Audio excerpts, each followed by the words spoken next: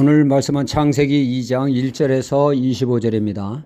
마태복음 4장 4절에 예수님은 이런 말씀을 하셨습니다. 사람이 떡으로만 살 것이 아니요 하나님의 입으로 나오는 모든 말씀으로 살 것이라 하셨죠. 이 말씀은 예수님이 세례 요한에게 세례받으시고 광야에서 하나님의 일을 준비하는 40일간 금식하시며 극도의 허기에 느끼실 때 있었죠. 이때 시험하는 자 마귀가 예수님께 찾아와 하는 말이 굶주림을 해결할 수 있도록 여기 흔한 저도를 가지고 하나님의 아들이면 떡을 만들어 보시라. 이때 예수님이 하신 말씀입니다. 사람이 떡으로만 살 것이 아니요 하나님의 입으로 나오는 모든 말씀으로 살 것이라고 말씀하셨습니다. 우리 사람은 어떻게 지으심을 받았습니까? 하나님의 형상을 따라 지음받은 영적인 존재입니다. 동시에 흙으로 지음받은 육적인 존재이기도 하죠. 육적인 존재이기에 반드시 음식물을 섭취해야 합니다. 그런가 하면 동시에 사람은 영적인 존재이기에 영적인 양식인 하나님의 말씀을 먹어야 한다는 얘기죠. 하나님의 말씀은 영적인 말씀입니다. 요한복음 6장 63절 하반절에 내가 너희에게 이런 말이 영이요 생명이라 주님은 말씀하셨습니다. 이를 자동차와 운전자로 비유하여 설명할 수 있습니다. 차는 양식인 기름을 먹어야 하죠. LPG든 경유든 휘발유를 말이죠. 그리고 운전자도 음식물을 섭취해야 정상 운행이 가능하게 되어집니다. 예수님은 우리가 육체를 가지고 있기에 하나님의 말씀을 우리의 생명과 같습니다.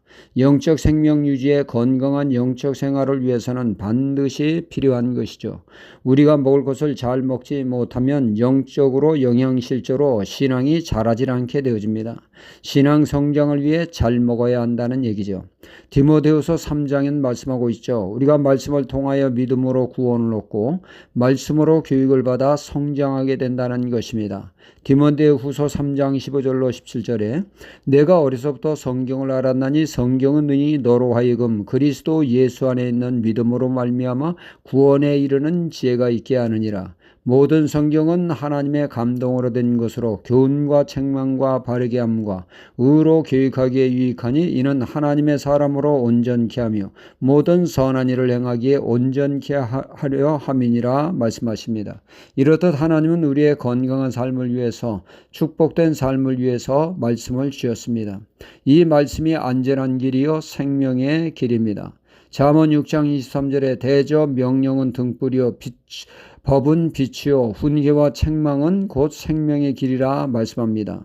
하나님의 말씀은 우리를 생명의 길로 인도하기 위하여 하나님의 말씀을 꽉 붙들어야 하죠. 거기에 살 길이 있기 때문입니다. 물고기가 물속에 살 때만이 살 수 있듯이 사람은 하나님의 말씀 안에 있을 때 생명 보호를 받게 됩니다. 그러나 물고기가 육지로 나오면 물을 떠나면 죽듯이 사람은 말씀을 떠나면 그 영혼은 죽게 됩니다. 그러므로 말씀 안에 거하는 것이 살 길이요 말씀은 주신 것이죠. 오늘 말씀에 아담에게 하나님은 말씀을 주셨습니다. 16절로 17절에 여호와 하나님이 그 사람에게 명하여 가라사대 동상 각종 나무의 실과는 내가 임의로 먹되 선악을 알게 하는 나무의 실과는 먹지 말라. 내가 먹는 날에는 정령 죽으리라 말씀하셨습니다.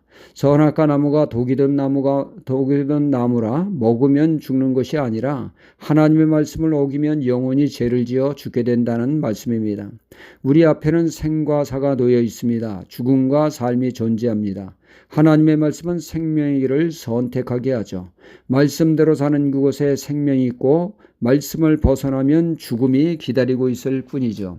하나님의 말씀이 우리로 하여금 생명의 길로 인도하기에 힘들고 어려워도 말씀대로 살아야 함이 여기에 있습니다. 이렇듯 하나님의 말씀은 우리로 하여금 생명의 길 천국길로 인도합니다. 그런가 하면 말씀은 우리들의 삶의 무기가 되죠. 에베소서 6장 17절 구원의 투구와 성령의 검 하나님의 말씀을 가지라 말씀하라고 있습니다. 성경 말씀을 우리로 하여금 복된 길로 인도하게 하나님 말씀을 사랑하는 자를 복된 자라고 시편 1절 2절에서 3절은 말씀하고 있습니다. 오직 여호와의 율법을 즐거워하여 그 율법을 주야로 묵상하는 자로다. 저는 시냇가에 심은 나무가 시절을 쫓아 과실을 맺으며 그의 잎사귀가 마르지 않음 같으니 형통하리로다 말씀하고 있습니다. 그러기에 우리는 늘 하나님의 말씀을 가까이 하고 말씀을 잘 듣는 신앙이 돼야 되죠. 계시록 2장 29절에 귀 있는 자는 성령이 교회들에게 하시는 말씀을 들을지어다 말씀하고 있죠. 우리가 늘 깨어있어 오늘날 주시는 성령님을 통하여 역사하시는 하나님의 말씀을 듣고 그 말씀에 순종하는 삶을 통하여 복된 신앙이 되어야겠습니다. 할렐루야.